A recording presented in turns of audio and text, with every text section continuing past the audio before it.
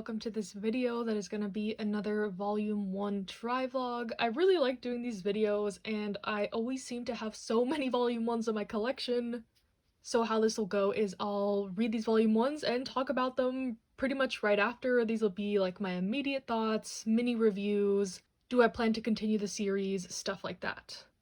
In my physical collection, I think I have about 13 unread volume 1s, but Kodansha recently had a digital manga sale, and I think I picked up like 60 volume 1s from that. They were all free, but I will admit I did go a little wild, and maybe I'll include some of those. I don't read a ton of digital manga, but it's always nice to have them just in case I'm like in a place where I can't take my manga, or, you know, on the bus, on the plane, wherever.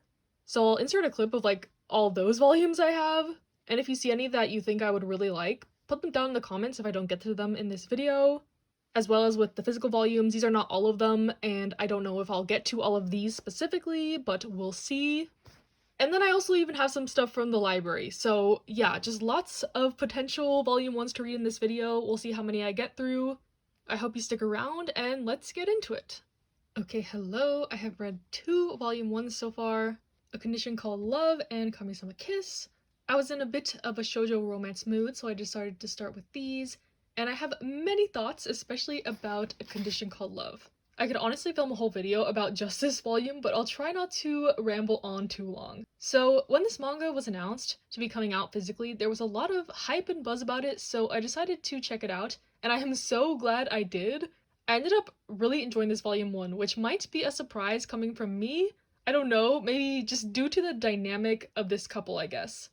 The story starts out with this guy getting dumped, and this girl witnesses the whole thing. Afterwards, she sees him on a bench in the snow, looking lost and confused, and she offers him her umbrella, thinking nothing of it. But the next day at school, he confesses to her because this interaction made such a strong impression on him, I guess. The girl is really taken aback because she barely knows this guy, but also because she never thought much about love or romance.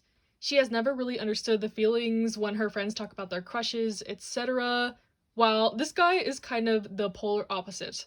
To put it a nice way, I guess you could call him a hopeless romantic, but to be a bit more blunt about it, some might call him obsessive, creepy, even stalkerish, very passionate about his relationships.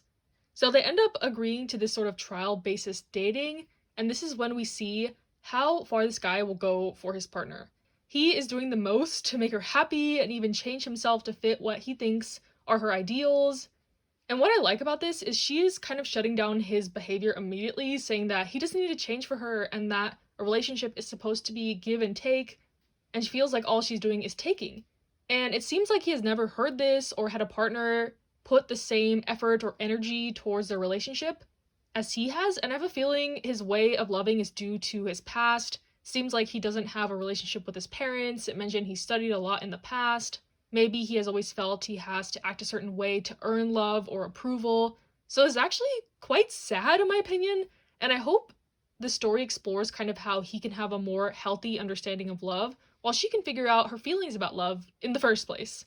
In real life though, this man is a walking red flag, and I would tell her to run for the hills because he is a lot. I don't even want to know about the supposed shrine he has dedicated to her, but we'll see. There's already signs of him changing at the end of volume 1, and I am very intrigued to see how things will continue from here on, but I completely understand if the male lead is a turnoff because of how intense he is. Honestly, exposing myself a little here, but I find him a bit relatable, not to get too deep, but his perceptions about love and doing anything he can to please someone, oof. Anyways, I did like the first volume, sorry for rambling, but I had a lot of thoughts, and I do recommend this first volume. I am gonna probably buy the next one immediately. I'm just really interested to see how this relationship will develop, and if they can kind of come up with a way that they can both be happy in this relationship and figure out their definition of love, I guess. And then we have volume 1 of Kamisama Kiss. My story with this one is I have watched the anime for this, but that was a long time ago, and I've pretty much forgotten everything that goes on in it, but when I saw that they were doing reprints for the series finally in English, my interest was piqued, but since I'm not a huge fan of like fantasy romance most of the time, I didn't want to go all in and buy all the volumes, so I was very lucky that my library did have this volume 1, so I could kind of check it out and see if I would enjoy this in the present day. And overall, I thought this volume 1 was okay. There's a couple things that make it so I don't know if I will continue to enjoy this series. But the basic premise is that there's this girl, she's in high school, she lives with her dad, but he's unemployed, he has debts, he's addicted to gambling. And one day he just walks out on her and leaves her with all the mess. She gets evicted, and when she's out on the street, this man appears and offers his home to her, which is very sketchy, but she has nowhere else to go, so she goes to this house and finds out that it's a shrine that has, like, yokai living in it. And since the owner of the house had granted her, like, access to the house, now she is kind of, like, in charge all of a sudden. And this is a fine setup. I recently read some of The Demon Prince of Momochi House, and it's basically the same setup. But she gets to this house, she doesn't know what's going on. She doesn't know if she's ready to lead this house. She's a high school girl. She doesn't know anything about this world.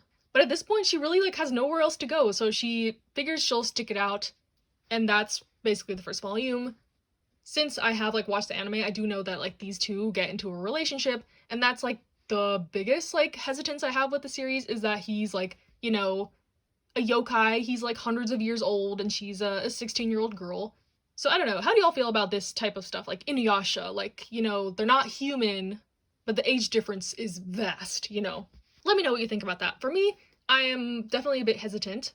And then also, there's a chapter in here where there's another, like, yokai who fell in love with this 8-year-old boy, and she wants to see him again now that he's 18, and they, like, disguise her as a human so she can go meet him. I don't know. It just feels a little icky to me, and I feel bad saying that because I know a lot of people love this. They were so excited for the reprints.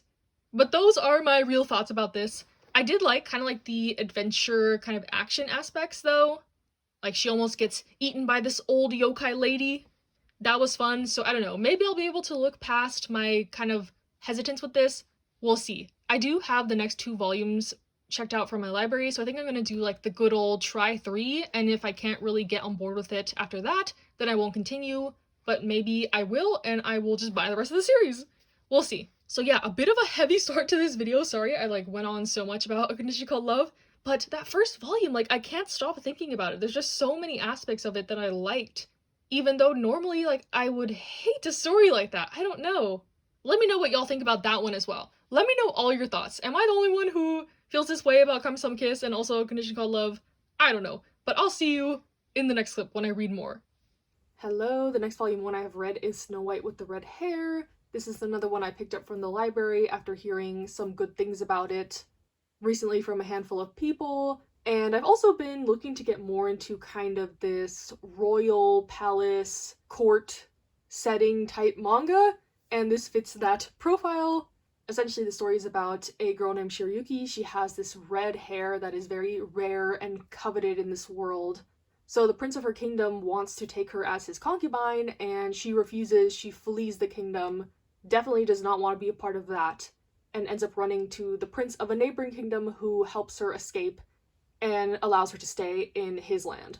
What I liked about this first volume is that the main character seems very strong-willed.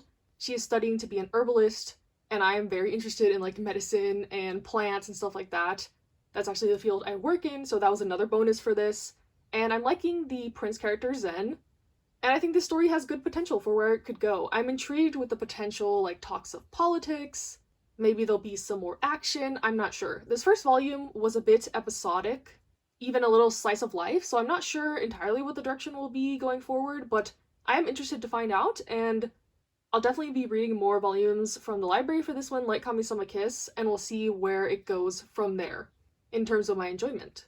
There's also a one-shot kind of in the back of this volume, which I thought was just kind of boring and okay. Definitely didn't really need to be included, but yeah, Snow White with the Red Hair, Volume 1, this was a good start.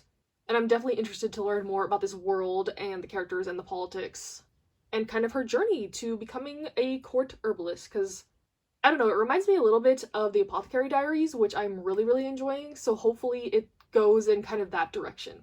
Hello, another Volume 1, Run Away With Me Girl. This one was probably the most requested one that I read from the last video I did on this. Like, I had it in my kind of intro preview stack of Volume 1s that I had, and people were saying that I should definitely give this a chance. and I'm definitely glad that I did. I know this is going to be a pretty short series, I think 3 volumes, so I was debating waiting until they all release to read it all at once. But it never hurts to kind of try out the series with the volume 1, even if it is going to be a short series, and I can confidently say I'm definitely going to be continuing with this. I did enjoy this, but I also have just like this curiosity about what's going to happen.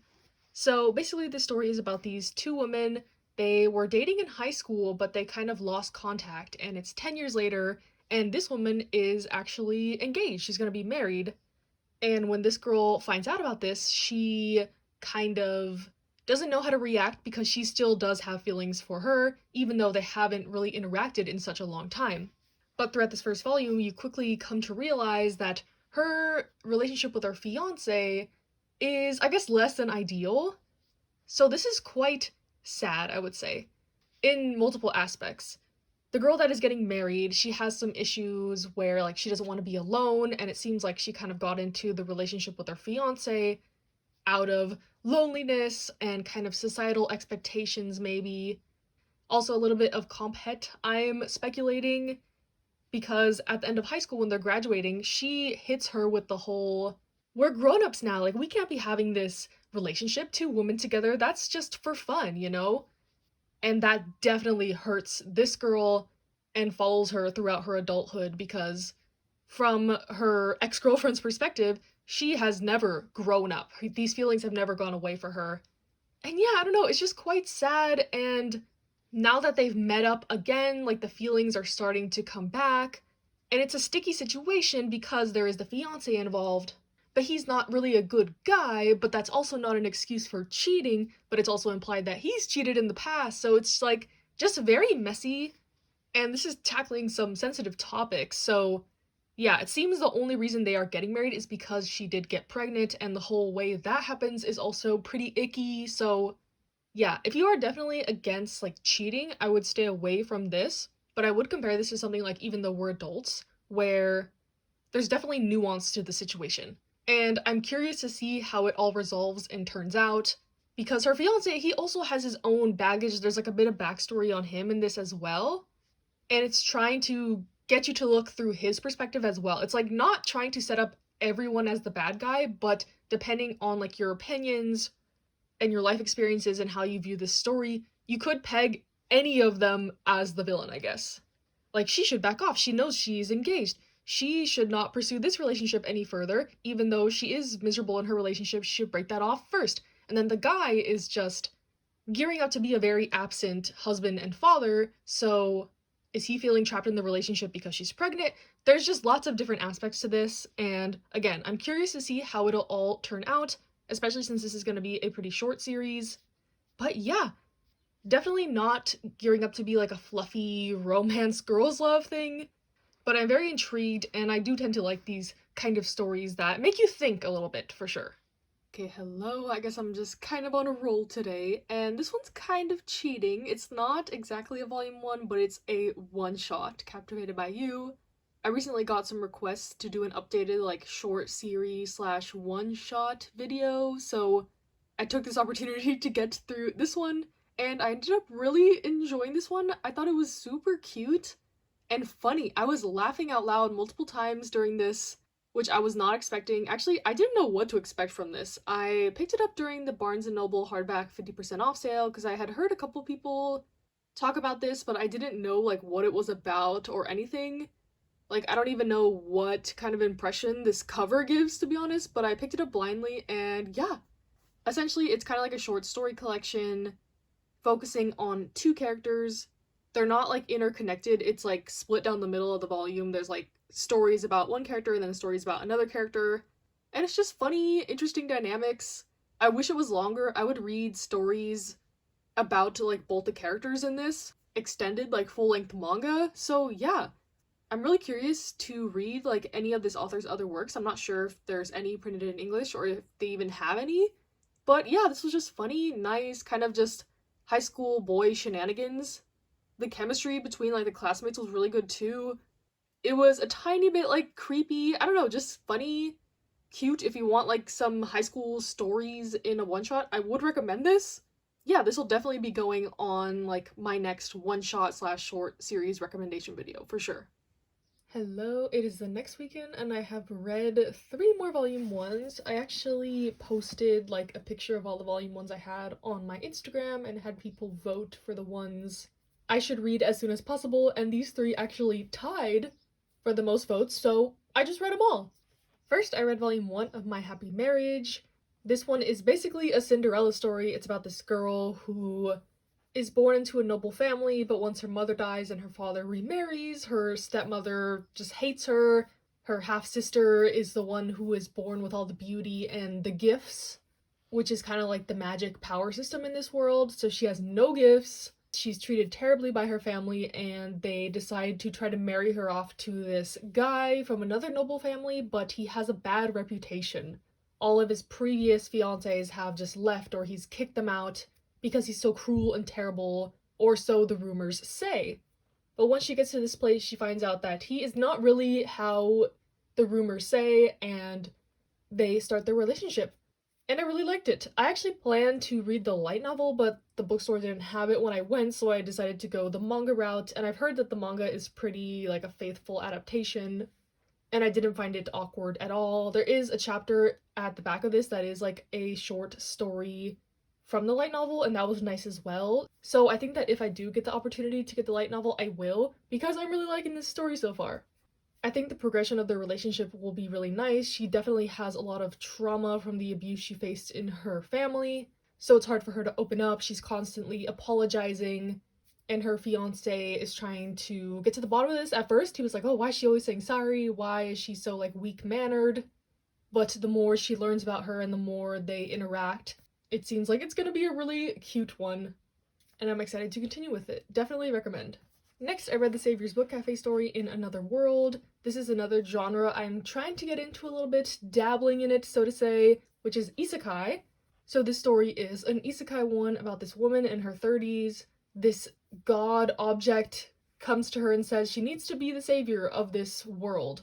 And she's very reluctant. She doesn't want to go. She just wants to stay at her normal job, read her books, live her life. But since she has to go to this other world, her kind of conditions is that she gets to have a book cafe, and she also asks that all like her magic skills are maxed out, so she won't really have any worries in this new world. So when she gets to this new world, she starts her cafe, and her first customer is this handsome soldier, of course, who loves books, and he's like instantly infatuated with this little cafe and this woman. And so far, it's just cute and nice. I was definitely giggling throughout.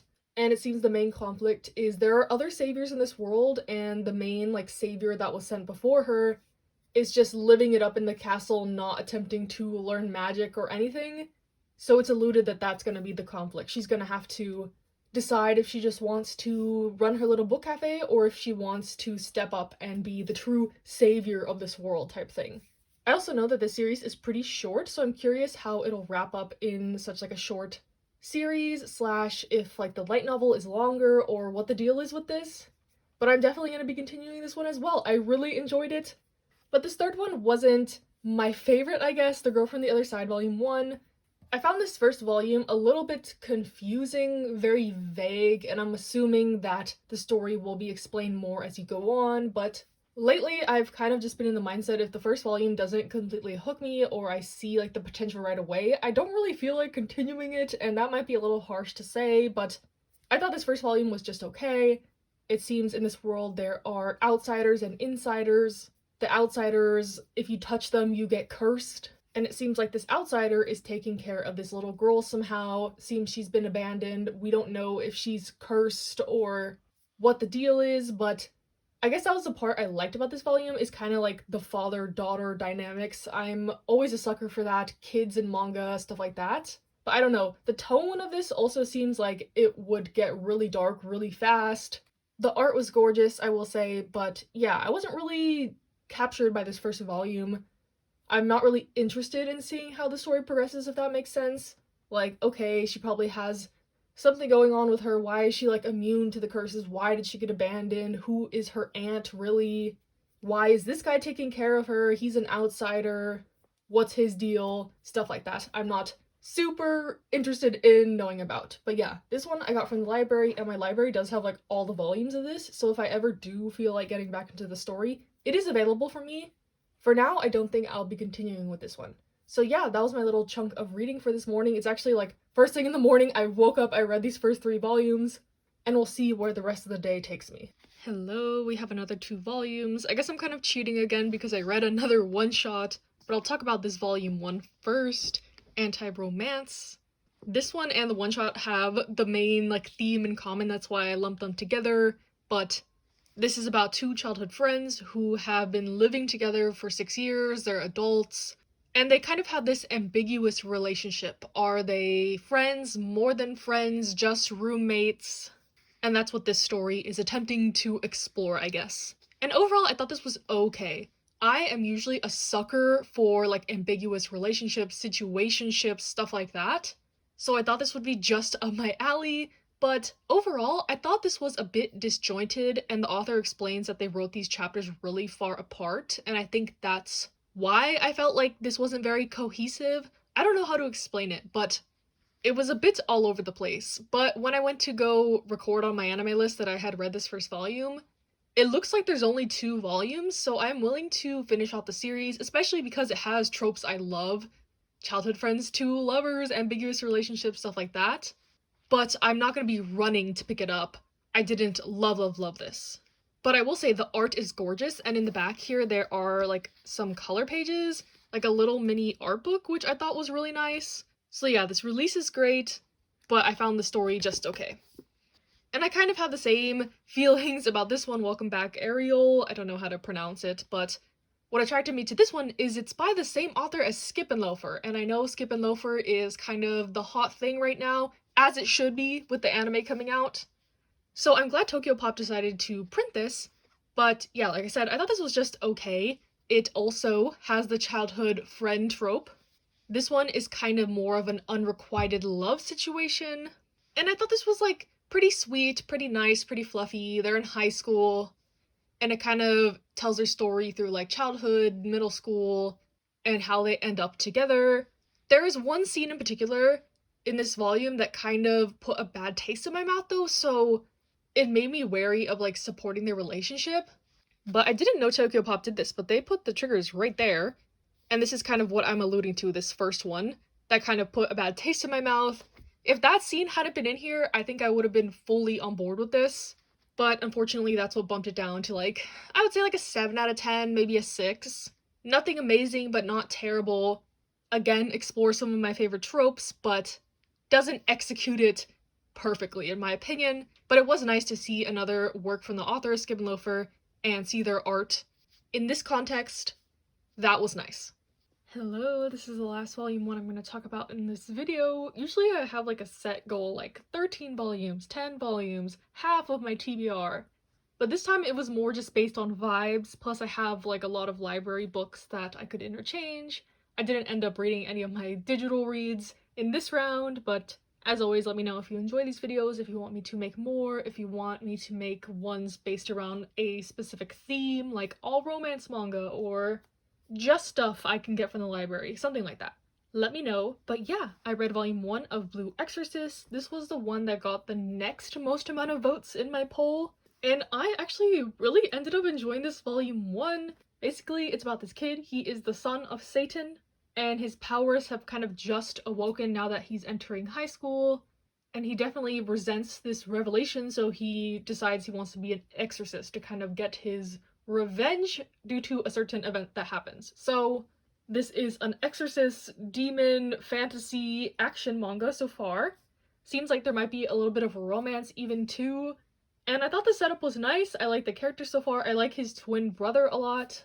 And my library has the rest of these volumes as well, so definitely more for me to read that I think I will get to. I definitely did like this volume 1. So yeah, that is the video. And let me just recap everything I read in this one. In total, it looks like I got through 11 volumes, and I ranked them from best to worst in my opinion. First, we got A Condition Called Love. I really liked this first volume. I actually immediately bought the second one. I haven't read it yet, but yeah, like I said in the beginning of this video, I just really like this one for some reason. Maybe that says something about me. Who knows? Then we got Captivated by You. Love this little one-shot, very comedic, nice. Would have loved this to be longer or a full series. My Happy Marriage, excited to continue this one as well. This was a great first volume in my opinion. Same with The Savior's Book Cafe in Another World. Definitely a good choice in my opinion for like a starter isekai, or at least for me, it was a good start. I'm curious to see how it develops. Run Away With Me Girl. This one covers some topics that hit close to home, some serious topics, and another one I'm curious to see how it turns out, especially since this one is going to be a short series. Blue Exorcist, really like this one, really fun, good start. Same with Snow White with the Red Hair. Then Welcome Back Ariel. We're getting into the kind of okay section. The ones before this I would recommend. This is getting into murkier territory, I guess. I'm glad I read this, but it turned out to be just okay. Same with Anti-Romance. I'm gonna get the second volume since it's only gonna be 2 volumes, but I wasn't super impressed by this. Same with Kamisama Kiss. I will give it a couple more volume shot because my library has those volumes, but I'm not super eager to. And the worst one was probably The Girl from the Other Side, but again, wasn't terrible. I just wasn't captured by this first volume and I don't really care to continue. But yeah, that is the video. Thank you for watching. Stay safe, stay happy, stay healthy, and I'll see you next time.